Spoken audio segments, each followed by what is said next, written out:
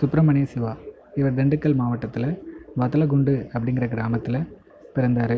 1907ஆம் ஆண்டு திருவனந்தபுரத்தில் தர்ம பரிபாலன சமாஜம் அப்படிங்கிற அமைப்பை உருவாக்கியிருக்காரு.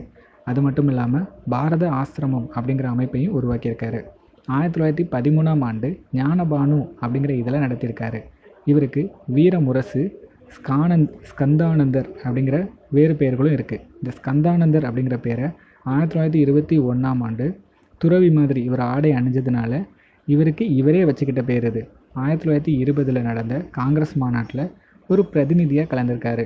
1908 1922 வரைக்கும் பல தடவை ஆங்கிலேயருக்கு எதிராக கிளர்ச்சி செய்து சிறை தண்டனை பெற்றிருக்காரு. இவர் சிறையில் தொழுநோயாளிகளோடு அடைக்கப்பட்டதுனால அவங்களோட தொழுநோயால் பாதிக்கப்பட்டு சேலம் சிறைக்கு மாற்றப்படுறாரு.